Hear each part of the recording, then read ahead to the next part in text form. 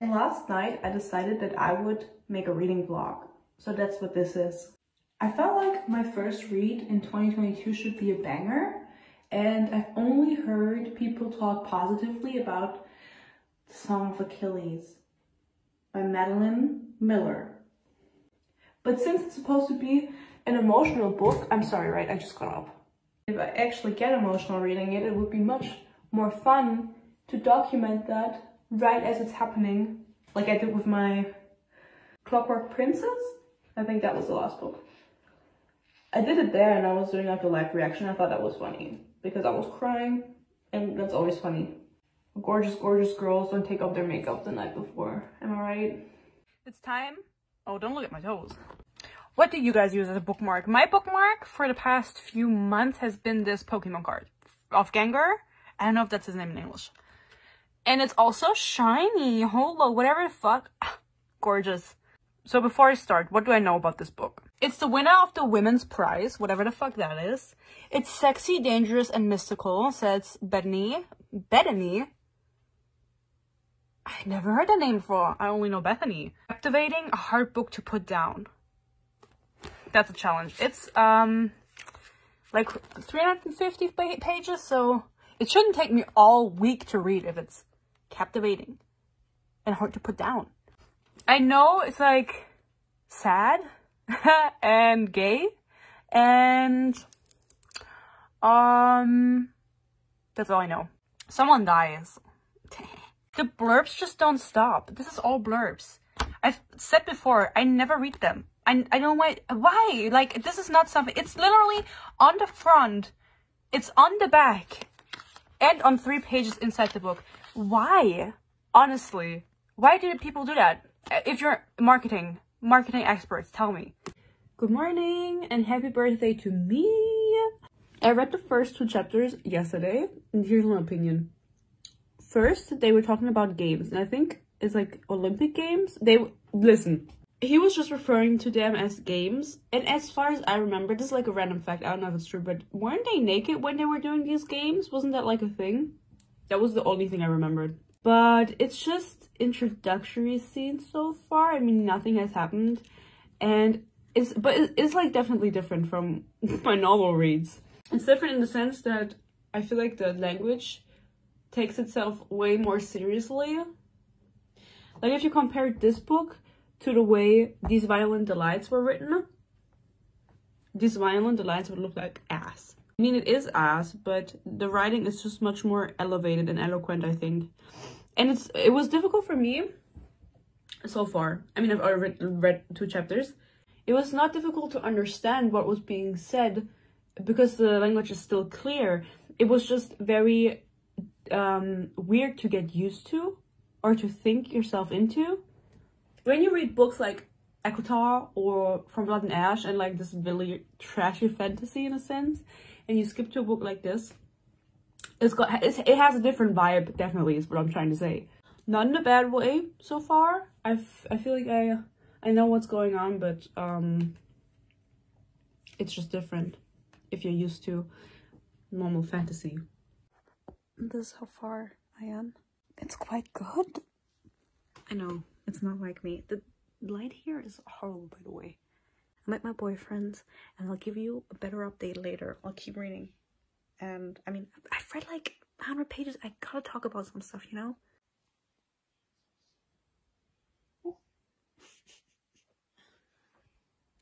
And this is the best. I wish I had a cat. I come here so often, not because I want to see my boyfriend, but because I want to see his little kitty. You can't really see her. She's the cutest. She's the sweetest all over. She's not the sweetest. She always fights me. She's just sleepy.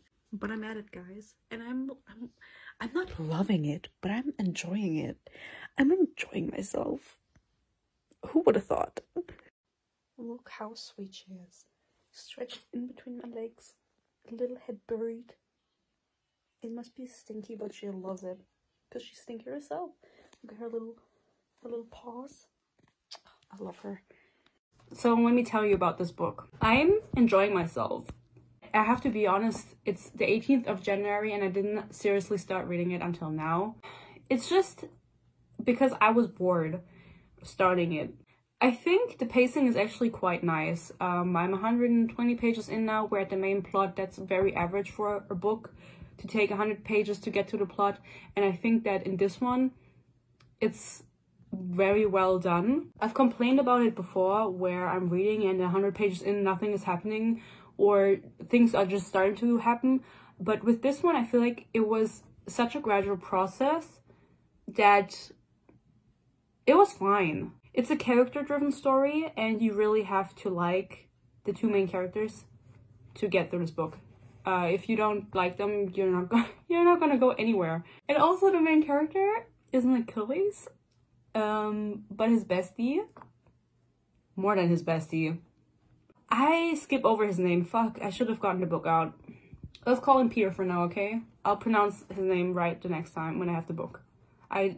It's the name, I see the name, and I'm like, okay, I know who it is, and I just keep reading, you know what I mean? It's like a word that you don't pronounce in your head. We got Peter's backstory for the first 30 pages, 50. I get why it's there. It's necessary. You have to include this to understand him as a character, but that's where I was at for the whole time, and it was just so boring to me that I didn't want to read it. So today I picked up the book and I said, no, I'm gonna read. And so besides that, which I'm not complaining that that's there because again, it's necessary to understand everything that he thinks. The book is quite nicely paced. You know, I do have one complaint. The fact that Peter was exiled by his father. I thought that was so weirdly done. The fact that he pushed someone and he fell and died? Like, I'm sorry, but I don't, like, I don't buy it, you know? He died?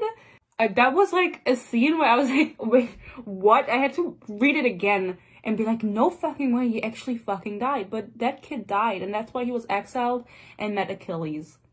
I mean, good for them, you know, because they get to be together now, but no way, no way. It's quite different from the other books that I've read because, first of all, the language, okay? But I've talked about that. Second of all, everything I've read so far was young adult fantasy. And with those books, you know what's gonna happen eventually. There's no big plot points that can truly surprise you because in hindsight, you're always like, well, it's always the same formula. It's gotta be. It's YA fantasy, you know, that's just the way it is. And with this book, even though I did have my Greek mythology phase, I don't know how Achilles' story ends. I mean, one of them is gonna die, either both of them or one of them or whatever, you know. Obviously, that's gonna happen. It's a sad book. Regardless of that, I don't know the actual plot that's gonna happen. Like, yeah, the sport and war, whatever. I've read books about that. Has anyone read the Star-Crossed trilogy by Joseph and Angelini? That was my shit when I was 14. That was my shit. I read that series twice. I had the books in hardcover, and it was the best thing ever. I don't know if I would like them now. I probably wouldn't, but they were also modern day with Greek mythology, and they were super fun to read. I'm not sure if I've mentioned it before. If you look at my channel, you will see that I have never made a review about a book. I love that this is just in here, like, free advertisement. Anyway, I've never made a review about a book that was LGBTQ plus led. I've read books by authors of color, by authors who are part of the LGBTQ community, but I've never read a book where the main character was not straight. And before you come at me, okay? Before you do that, I don't pick out my books based on the sexuality of the characters or anything. I literally just read what's popular. I think in my life, I think I've read like 1 or 2 niche books, you know what I mean? So that had me thinking, I was like, why aren't big authors like Sarah J. Maas, period, like, just like, let's take her as an, I mean, she's a horrible example because she is horrible with representation. But why don't you just write a book with like a different lead? Why are they always lusting over cock? Why can't they lust over pussy? So what I'm trying to say, my point is that I'm very happy that this book is as popular as it is, because I think more books should be that popular that involve LGBTQ relationships that aren't just side characters like being a lesbian, you know what I mean? Anyway, so I'm gonna read today, okay? And where I'm at in the plot right now is basically they finished their training, and then Achilles disappeared. And Peter is like, where's Achilles? And Achilles is just on a random island because his mom's kind of a bitch and kind of, you know, put him away so he doesn't have to go to war. But Peter missed him and he looked for him and found him, and now they're gonna go to war together because the Spartan War is happening. So, as I said, look how far in I am. That's not what halfway it feels like. It feels like I've read this for an eternity though. I think The Seven Husbands of Evelyn Hugo is also a book with an LGBTQ plus lead, but I don't know. I was thinking about picking it up, you know. I was at the store, I was like, should I pick it up? And then I saw it. I saw that it was 20 euros. I said no. Honestly, it can't be that good. Honestly, like, I'm not gonna pay 20 euros if it's not even a hardcover. Okay, I just wanted to announce that it's over for everyone because I just got a tripod for my phone. Anyway, I feel like I can like do vlogs now. Oh, don't look at my room. Ignore the way I look. I don't feel so good. Like, I'm PMSing and shit, you know. I continued reading. I'm now pretty much halfway through, okay? I feel like I could have finished this already, but I just have like no motivation to read. It's not because of the book, it's just I don't want to. Okay, wait. Patroclus. Patroclus. Patroclus. Patroclus. I told you I'd learn his name. Basically, we have to talk about this. What happened was Achilles was on this fucking island hiding so he doesn't have to go to war because he was hiding because his mom wanted him to. Fuck her, by the way. And then Patroclus comes for him to save him, to get him back because he thought he was just kidnapped. And then it turns out Achilles fucked some girl and married her, and now she's pregnant. But he did this for Patroclus because his mom told him to. So I was like, okay, we forgive him. And then Patroclus goes and fucks her too. Listen, I didn't understand this whole scene. I didn't get it. She was yelling at him because Achilles doesn't want to be with her even though they're married because he's in love with Patroclus. And then she's crying and she's like yelling at him and she's mad. And then she's like, wait a minute, I'm horny, let's fuck. And then Patroclus, he's like an empath. I think that's what it is. And then Patroclus is like, okay, let's fuck. Because I'm an empath. I didn't understand that though. I really, like, why did he do that? I don't know if he was afraid that she was gonna accuse him of attacking her, like she said, or something. So he just did it because he didn't have a choice. But also, so far, he hasn't talked about it with Achilles. Maybe they will later, you know, but I'm so confused by this whole scene. I was like, are they actually fucking? And then the big men come, you know, the strong, the legends. I don't know how to pronounce their names. Odysseus. Odysseus comes, we love him. And he's like, hey, do you want to join the war, Patroclus? I'm really struggling.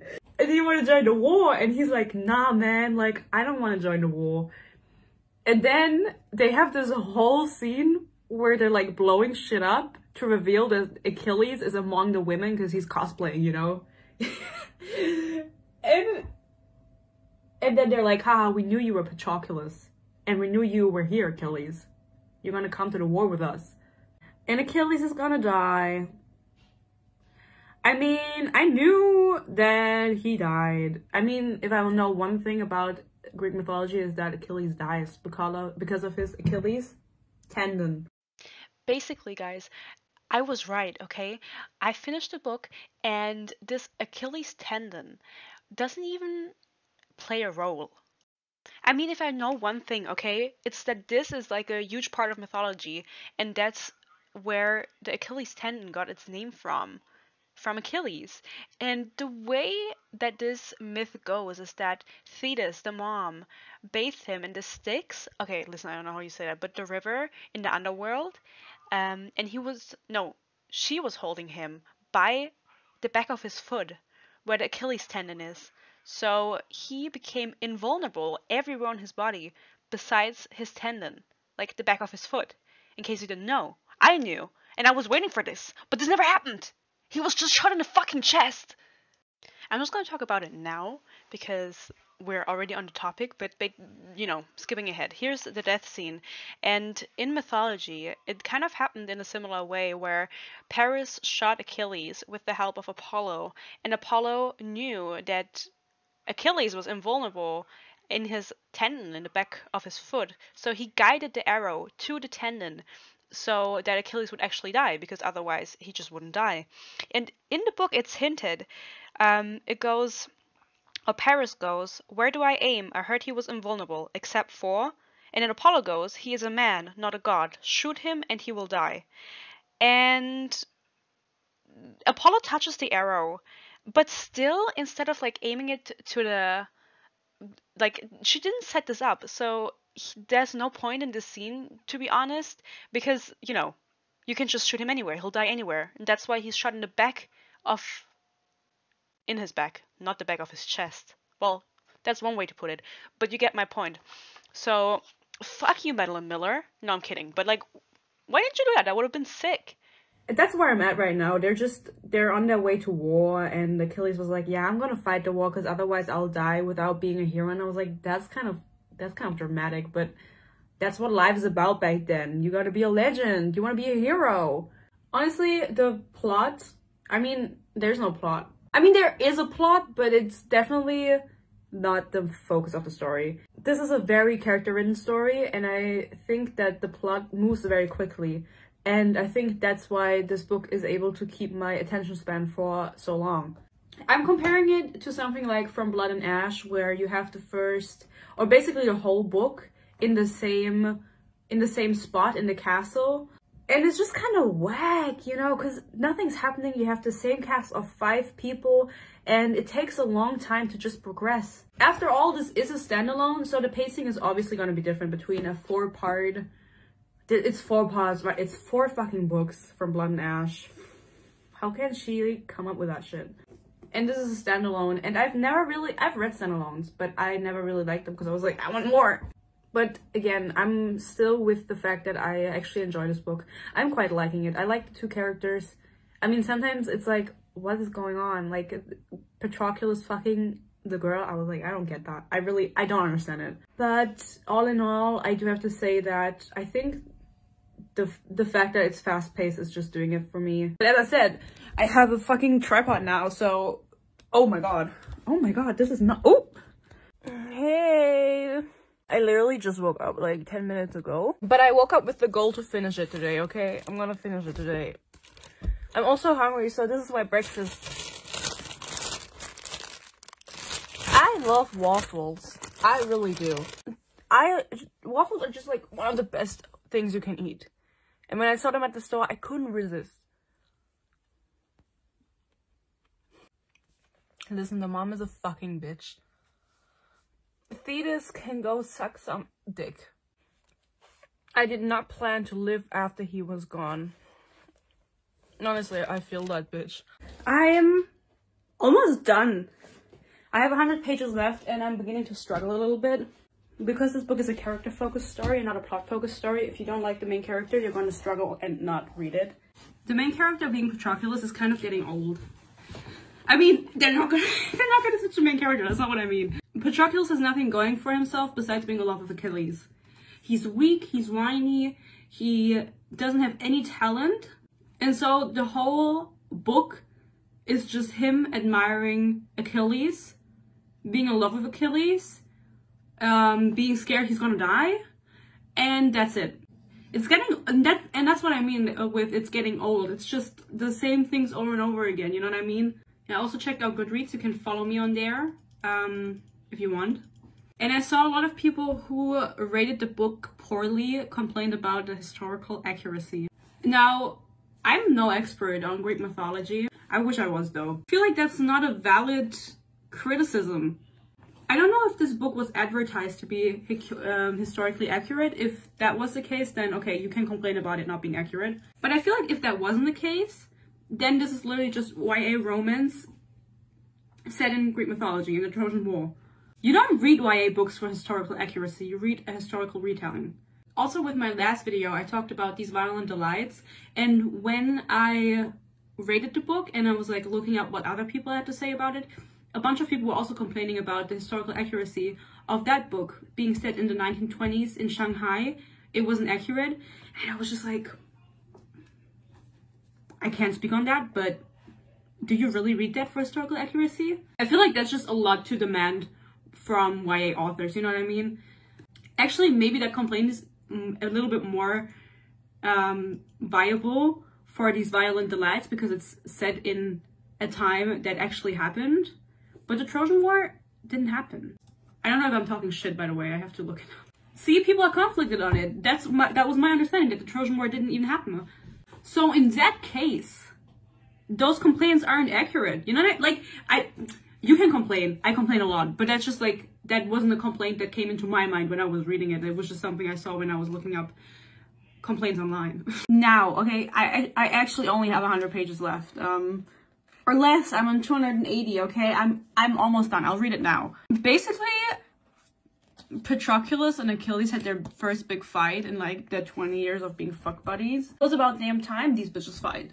I can't believe they've been together for 20 years and like at war for 10 and they just never beat each other up. You're bound to fight at some point, you know what I mean? But basically Achilles was like, oh, there's a plague because the king is being a bitch and the gods are angry, so stop being a bitch. And then the king was like, no, you stop being a bitch, and now they're angry at each other. And then Patroclus was angry at Achilles, and I don't even care about the plot actually, so it's whatever. And then they fight, but they just make up like immediately. So why did you fight in the first place? Okay, update.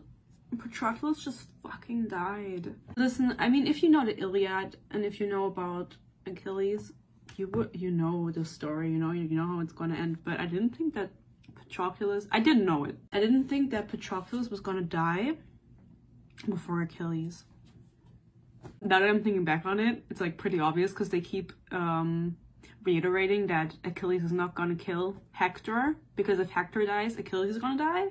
And Achilles keeps saying, oh, I don't have a reason to kill him. He's never done anything to me. He kills Patroclus. That's what he's done. Ugh. Just my brain was empty reading this book. Honestly, the real problem in this book was the mom. Fuck her. I fucking hate women anyway. I mean, you know, it is true that he did all of this because of Achilles, because Achilles wouldn't fight because he's a little bitch. But I don't know why why Briseis is being such a bitch to him. He's fighting a fucking river. And Hector doesn't even fight back. He just lets himself be murdered. Pussy-ass bitch. I'm glad that he is dead. Thetis, you bitch. She probably smells too, honestly. She sounds like she smells.